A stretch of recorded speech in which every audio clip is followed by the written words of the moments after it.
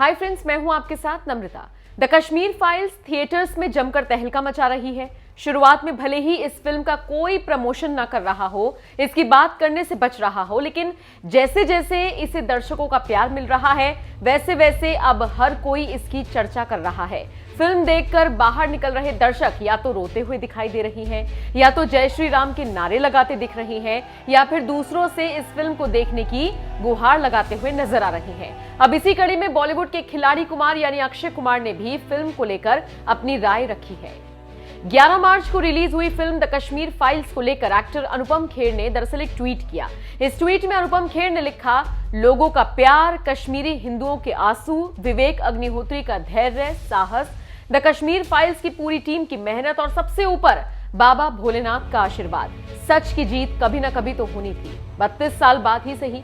ओम नमः शिवाय। #Massive hit. Anupam Kher के इस ट्वीट पर अक्षय कुमार ने लिखा, Heartily, absolutely incredible things about your performance in the Kashmir Files. Amazing to see the audience back to the cinemas in large numbers. Hope to watch the film soon. जय अम्बे। भले ही अक्षय कुमार ने film the Kashmir files में अनुपम खेर के किरदार की तारीफ की हो, लेकिन लोगों ने उनको खरी खोटी सुनानी शुरू कर दी। जैसे एक यूजर ने लिखा, डिप्लोमेटिक जवाब, तारीफ भी की तो अनुपम खेर की, फिल्म की नहीं, और दर्शक तुम्हारी फिल्म देखने नहीं जाएंगे सिनेमा में जब तक खुल के ही हिंदुत्व की बात नहीं करोगे। जय अम्बे। एक यूजर ने लिखा, कनाडा में डर का माहौल है। एक और यूजर ने लिखा, बिल्कुल, अगले हफ्ते आपकी मूवी आ रही है, शायद तभी जागा है, ना भी जागता तो भी फर्क नहीं पड़ता, फिल्म रिकॉर्ड बना रही है, इसको किसी स्टार की जरूरत नहीं है। एक और यूजर ने लिखा, अब जब फिल्म सुपरहिट हो गई तो अपनी इमेज बचाने के लिए आ गए फेक बॉलीवुडियाज, हम तुम्हारे जाल में नहीं फंसेंगे।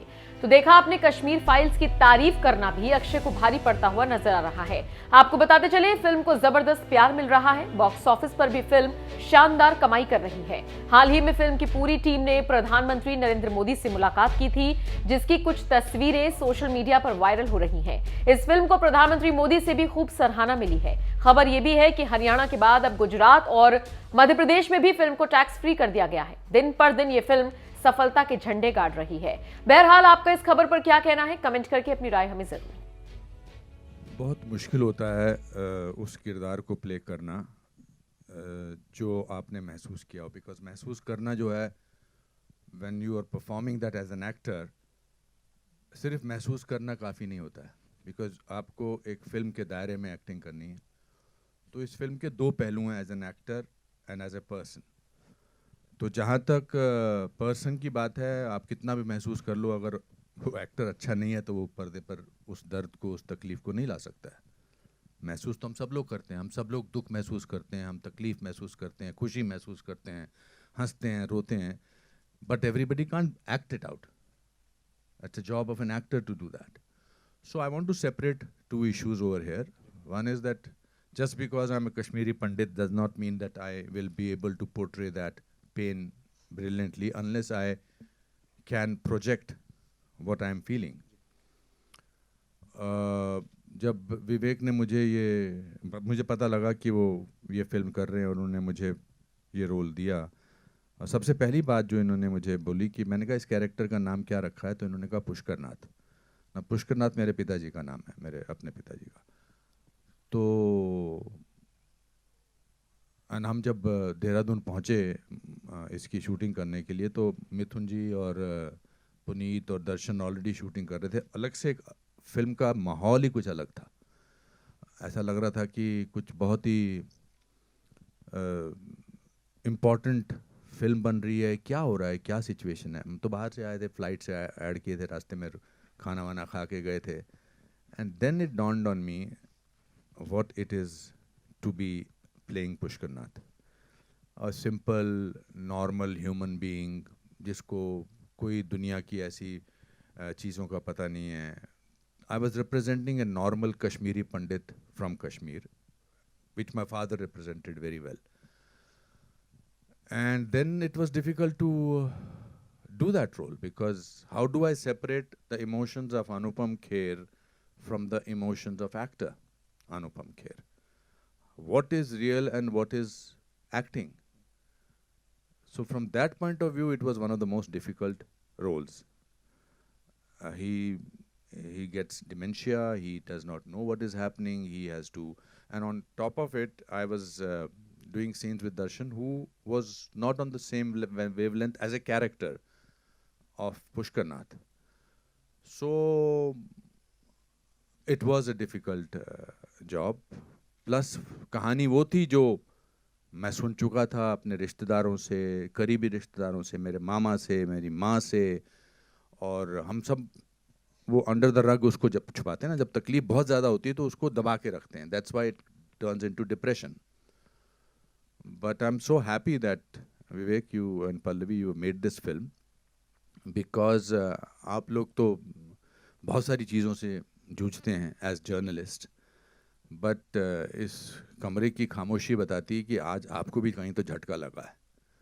And that is the biggest achievement, I will say, of the film, because when pain reaches other people, then half the job is done. So I think this is what this film has done. Thank you so much, sir. Thank you so much. Vivek sir, this one's for you. मैं आपसे जानना चाहूँगा, generally क्या होता है, film आने वाली होती है, बहुत हल्ला गुल्ला मचाया जाता है, मार्केटिंग होती है, प्रमोशंस होते हैं. ये यदाकदाई देखने को मिलता है कि जब फिल्म का ट्रेलर आ चुका है, लोग खुद से उसको रिव्यू कर रहे हैं, लोग उसके बारे में बात कर रहे हैं, ऑर्गेनिक रीच जो कहा जाता है. प्लीज़ मेरे को उसके ऊपर थोड़ा बताइए, because I know you would not want to talk about that कि ठीक है यार सही जगह जा रही है चीज़, बट नहीं, ऑर्गेनिक रीच और जिस तरह से इसको लोगों ने एक्सेप्ट किया है उसके ऊपर प्लीज़ बोलिए कुछ. सच बोलूं? बिल्कुल सच बोलना है सर. डिप्लोमेटिकली बोलूं, देखिए ऑर्गेनिक रीच, ऑफ कोर्स मैं मीडिया का स्टूडेंट हूं, मैंने कम्युनिकेशन में ही पढ़ा है, one of the best institutes in the world. तो आप बिल्कुल सही कह रहे हैं, एक होता है ऑर्गेनिक रीच जो लोग खुद एक दूसरे तक पहुंचाते हैं मैसेजिंग, और दूसरा होता है एक hyped up reach, you know, जहां आप इतनी ज़्यादा हाइप क्रिएट कर दें, इतनी हाइप क्रिएट कर दें कि लोग एक इवेंट बन जाए और मजबूरी में लोग कहें भाई हमें तो इस इवेंट का पार्ट होना, चाहे वो अच्छा हो चाहे बुरा हो. तो साल में 5-6 फिल्में इंडिया में रिलीज़ होती हैं, 6-7-8 मैं कहूँगा, जो लोगों ने डिसाइड कर लिया कि वो चाहे 2024 में आए चाहे 2026 में आए, ये एक बहुत बड़ा इवेंट होगा, हमें इसका पार्ट बनना है. हमारे आसपास भी ऐसी फिल्में आ रही हैं. 3 साल से सारा मीडिया लिखता है कि ये फिल्म तो लोग देखेंगे, यानी मीडिया ने डिसाइड कर लिया घर घर जाके कि उस फिल्म को कौन देखेंगे. अब जब मीडिया ने डिसाइड कर लिया तो लोगों तक वो बात पहुंच ही जाती है. पर मैं जितनी फिल्में बना रहा हूँ अब इन विवेक अग्निहोत्री 2.0 में, उसमें इन फिल्मों को हाइप अप करने का स्कोप ही नहीं है, क्योंकि वो इतनी रियल है, इतनी जुड़ी हैं ज़मीन से, और ऐसा कोई हमारे साथ उस तरह के भी स्टार्स और एक पूरा मसल और मैकेनिज़्म काम नहीं करता है हमारे साथ भी जो वो हाइप क्रिएट कर सके. तो हम तो सिर्फ जनता जनार्दन के ही सहारे रह सकते हैं. ताशकंद फाइल्स आप सब जानते हैं, 150